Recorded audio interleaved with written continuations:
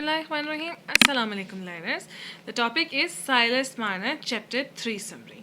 पहले first chapter और second chapter की समरीज भी अवेलेबल है मेरे चैनल में, प्लीज़ ऑल्सो चेक दैट। और पिछले सेकंड चैप्टर में हमने पढ़ा था साइलस की जो रेवलो में लाइफ गुजर रही थी लैंटन यार्ड से आने के बाद, उसको डिस्कस किया था कि 15 सालों तक उसकी बिल्कुल डल एंड मोनोटोनस लाइफ गुजरी और वो कितना आइसोलेटेड हो चुका था। अब हम चैप्टर 3 स्टार्ट करेंगे। In this chapter, a new character, Squire Cass, and his two sons, Godfrey and Dunstan, has been introduced. इसके अंदर थोड़े से और कैरेक्टर्स इस चैप्टर में हमें मिलेंगे, जिसमें स्क्वायर कैस है और उसके दो बेटे Godfrey Cass and Dunstan Cass. In the beginning, Squire Cass has been introduced, showing his wealth by describing his big mansion, the Red House, which was accompanied with stables. Squire Cass का बताया गया है कि वो बहुत ही अमीर शख्स था रेवलो का, और उसके घर का भी बताया गया है कि वो बड़ी सी मैंशन में रहता था जिसको रेड हाउस कहा जाता है, और साथ में उसके स्टेबल्स थे यानी कि घोड़ों के अस्तबल भी थे, यानी कि वो बहुत अमीर आदमी था। फिर वक्त बताया गया है कि कौन सा दौर चल रहा था। It was the time of Napoleonic Wars and on the other side an industrial revolution was taking place. उस टाइम वॉर्स चल रही थी नेपोलियन की, he was a great French leader, और जो है इंडस्ट्रियल रेवोल्यूशन भी उसी टाइम चल रहा था।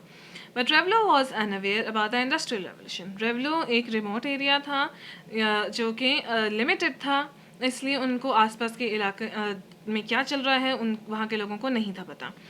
The rich were engrossed in their own merrymaking. They ate and drank freely without caring about the disease that ran in their families, occurring because of overeating. Then there is a description about the parties of rich who used enjoy in the dark and long nights of December. These parties were a source of joy for poor too, as they could entertain themselves with the leftover food of parties.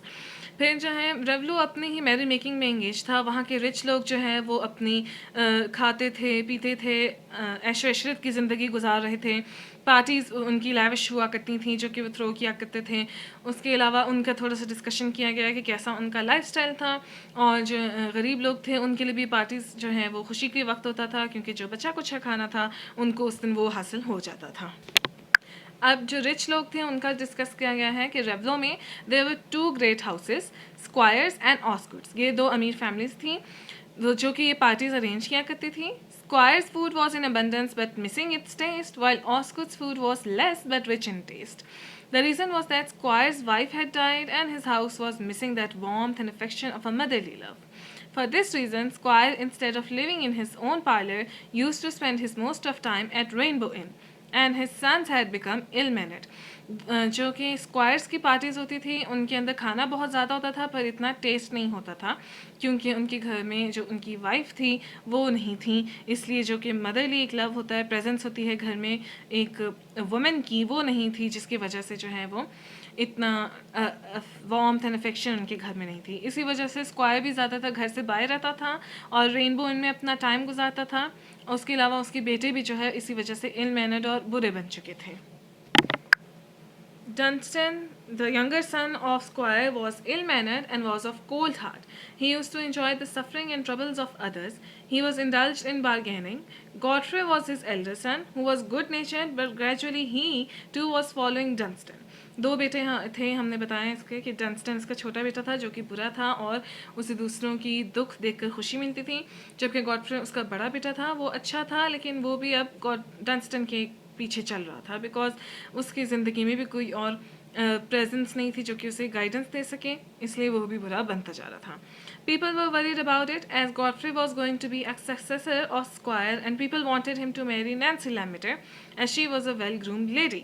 लोग जो है परेशान हो रहे थे क्योंकि जो है स्क्वायर के बाद ज़ाहिर बात है उसकी जायदाद जो है वो उसका बड़ा बेटा ही संभालेगा, तो लोग चाहते थे कि कोई अच्छा इंसान जो है वो उनका लीडर बने, लेकिन जिसकी वजह से वो चाहते थे कि गॉडफ्रे जो है वो अच्छा ही रहे और वो नैन्सी लैमेटर से शादी कर ले ताकि वो एक अच्छा इंसान बन जाए, जो कि एक बहुत ही अच्छी लेडी थी और वो भी एक अच्छी फैमिली से बिलोंग करती थी, and would prove to be a good change in Squire's house, especially for Godfrey. But Godfrey was continuing his ill habits, so there were little chances that he could marry Nancy. Then the main plot of the chapter starts. यहाँ से सही chapter जिस बारे में है वो start होता है. When Godfrey was waiting in his lavish parlor for someone. He heard a sound of whistle and footsteps across the hall. उसे आवाज़ आई यानी कि वो किसी का वेट कर रहा है. It was Dunstan who has entered. वो Dunstan का ही इंतज़ार कर रहा था. Dunstan की डिस्क्रिप्शन क्या है थोड़ी सी. He was a heavy man and was intoxicated at that time. Also Dunstan Cass का मैंने कैरेक्टर स्केच भी दिया हुआ है, so also watch that video too. It will be helpful. Dunstan जो है वो बुरा शख्स है, इसलिए at that time he is drunk. Godfrey was angry at him and demanded to pay back his money which Godfrey had given to him after getting it from Fowler, and Squire was demanding the money as he was short of cash. अब क्या है कि ये लोग squares हैं, तो ये लोग ज़मीनें अपनी जो है इन्होंने किराए पे दी हुई हैं और वहाँ से इनको जो पैसे आते हैं, किराया आता है, वो उससे भी अपनी जो है उनके बिजनेस है इस चीज़ का भी. अब जो है गॉडफ्री गुस्सा था डंस्टन पे, क्योंकि वो उससे पैसे मांग रहा था कि मैंने जो है तुम्हें पैसे जो दिए थे वो तुम मुझे वापस कर दो, क्योंकि फाउलर जो उनका एक टेनेंट है, किराएदार है, मतलब जो उनको किराया देता है, उससे उसने वो पैसे लिए थे. और स्क्वायर जो है यानी गॉडफ्रे का फादर, वो पैसे मांग रहा था क्योंकि खुद भी उसको पैसों की कमी हुई हुई थी. इस पे डंस्टन ने क्या कहा, he showed carelessness and asked Godfrey to pay it on his behalf. Godfrey had no money so he refused to it, but Dunstan started blackmailing him that if he would not pay the money he would tell Squire about Godfrey's secret marriage to Molly Farron. Dunstan की आदत क्या है कि वो दूसरों को blackmail भी बहुत ज़्यादा करता है. अब डंस्टन ने कहा मेरे पास पैसे नहीं हैं, तो गॉडफ्री तुम ऐसा करो कि फादर को तुम जो है ना पैसे मेरी तरफ से दे दो, क्योंकि डंस्टन ने वो कहीं उड़ा दिए, खर्च कर लिए, लेकिन जो है गॉडफ्री के पास खुद भी पैसे मौजूद नहीं हैं. तो जो है डंस्टन जो है वो कह रहा है कि तुम उसको ब्लैकमेल कर रहा है कि तुम कहीं से भी पैसों का इंतज़ाम करो, क्योंकि जो है गॉडफ्री ने एक सीक्रेट मैरिज की हुई है मॉली फेरन से, who is an ill charactered women.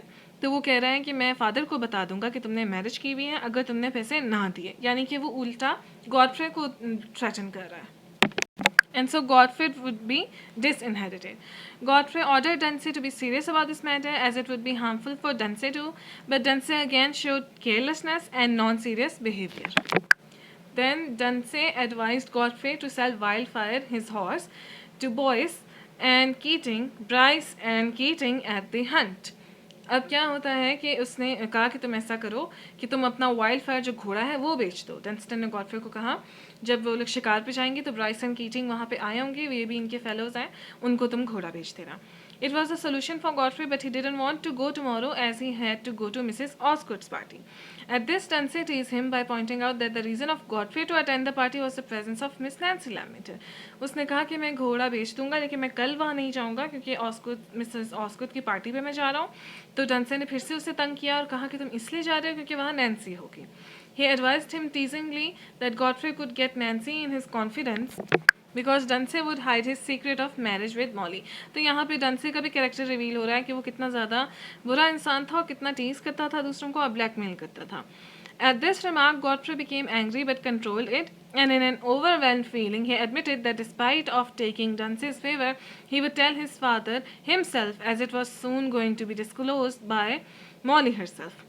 अब उसने कहा कि उसको गुस्सा आ गया गॉडफ्रे को, क्योंकि वो शॉर्ट टेम्पर्ड भी है और दूसरा है कि डंसे के अंदर ही क्वालिटी कि वो अगले को वो बात उगलवा लेता है जो कि वो उगलवाना चाहता है. इसकी वजह से दूसरों की वीकनेस के साथ खेल कर तो गॉडफ्रे ने खुद ही कह दिया कि मैं तुम्हारी हेल्प नहीं लूँगा बल्कि मैं फादर को खुद ही अपना राज बता दूंगा, क्योंकि मॉली किसी ना किसी दिन आकर तो ये राज डिस्क्लोज करने वाली है, तो मैं अपनी मैरिज का खुद ही बता दूंगा. Then Godfrey went into his own thoughts about how the consequences would result if he admitted his secret.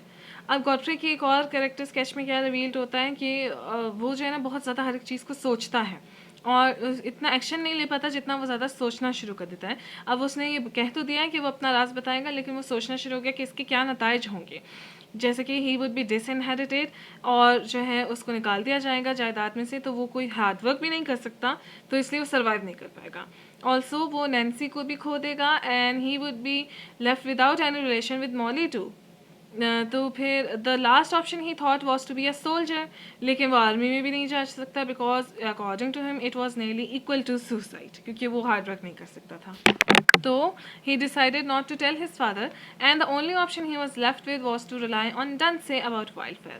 अब घोड़ा बेचना ही उसके पास ऑप्शन रह गया था, क्योंकि वो उसने इन कॉन्सिक्वेंसेस को सोचा तो उसने कहा कि बेहतर है कि वो ना बताए अपना राज. Turning to Dunsey, he asked him to be serious about Wildfire. Dunsey showed that he was doing a favor on Godfrey and said that he was good at bargaining and was lucky so he couldn't get any loss. उसने कहा तुम डंसे को कहा कि तुम घोड़ा बेच दो. डंसे ने जो है कहा कि ठीक है मैं बार्गेनिंग में वैसे ही बहुत अच्छा हूँ तो तुम्हें मैं बहुत फ़ायदा पहुँचाऊँगा. He left Godfrey and he was again lost in his thought about bad happenings and became an evil and bitter person.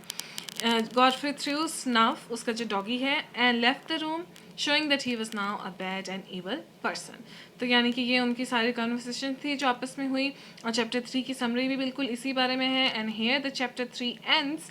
और जो है यहाँ से हम कंटिन्यू करेंगे आगे नेक्स्ट वीडियो में चैप्टर 4 से. And till then please like my video, subscribe my channel.